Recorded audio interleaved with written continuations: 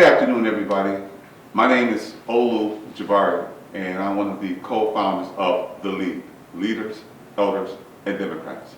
Also, one of the other co-founders is here, and we will let him introduce himself, and then we will basically give you an idea of what the L.E.A.D is about, why, what, when, how, all those great things you need to know to become part of the L.E.A.D. So, I'm going to introduce the other co-founder, Mr. Logan, and he can tell a little bit about himself, and then we'll get into what the L.E.A.D is all about. Mr. Logan? Good afternoon, everyone. Like Olu said, my name is Melvin Logan, and I am also one of the co-founders of the L.E.A.D, and we're just trying to be very instrumental here in helping folks run for political office here in Macomb County, but Olu's going to give you a little bit more history of that than I am. Okay, wonderful. So I'm going to remove my mask. You know, we are spread apart pretty good, but we do want to make sure that we follow protocol as we all should. So the L.E.A.D, Leaders, Elders, Democrats, and what this is all about is what we want to do is prepare people to move into a sector and or a space that's going to help Macomb County. For example, we're now in the process of interviewing people, community, church, corporate, political politicians, business owners, to be part of the panel. Once we select the panel will then become the panel that will interview candidates who are running for political positions in Macomb County. Not only will we be interviewing them, we'll come up with what we believe are impromptu questions. There's no set questions that a candidate will get. I won't know the questions that Logan is asking, and he won't know questions that the other folks on the panel are asking. The most important about this is making sure that we get the best people for the job.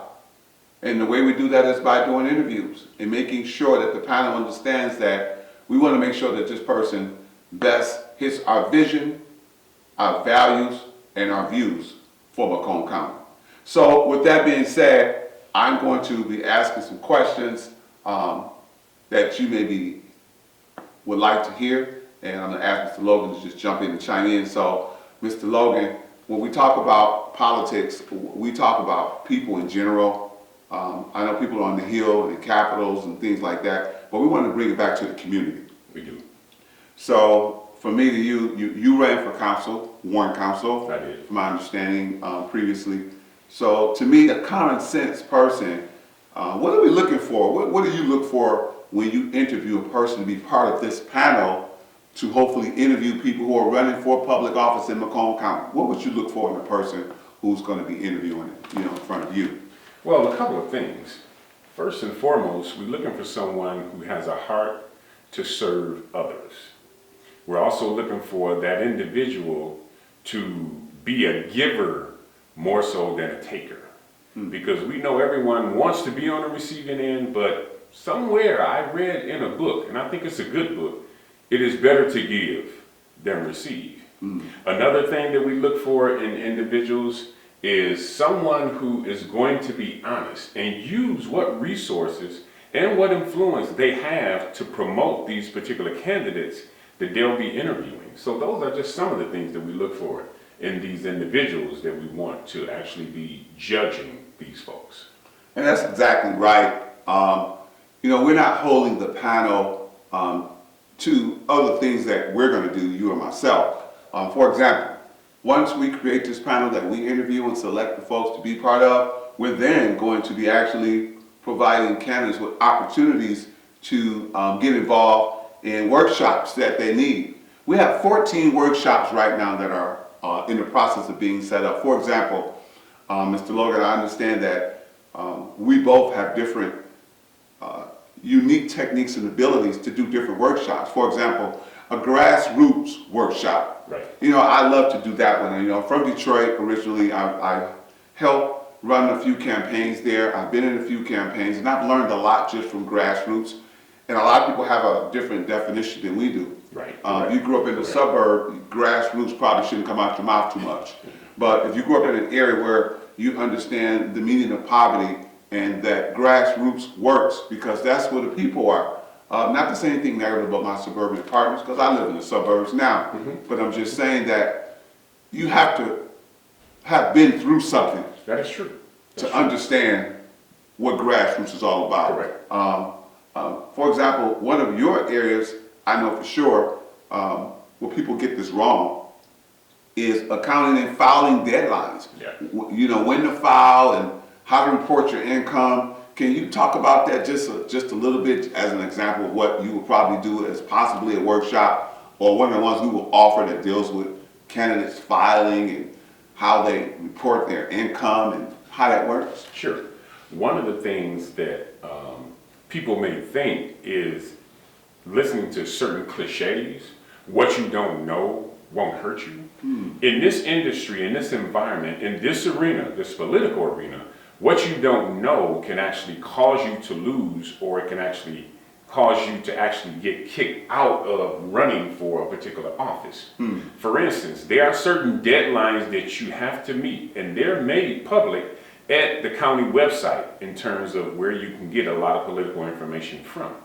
And you need to know when to report, and you also need to know what to report, you know, so that you can stay on track as a candidate. Because when you sign up, you need more than just a passion to run for a particular office. You need to know that there's some things you need to know, because when you sign your name on the line that you are now an official candidate, they're entrusting that you're going to read and understand everything you need to understand as that candidate.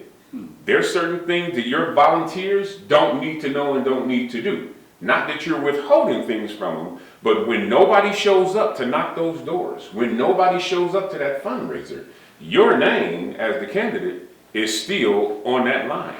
And so it is up to you, and it is imperative that you know certain things. The good part about it is a lot of stuff is at the website for you to follow. You just need to take the initiative and you need to read so that you stay in line and stay in compliance with what you need to do.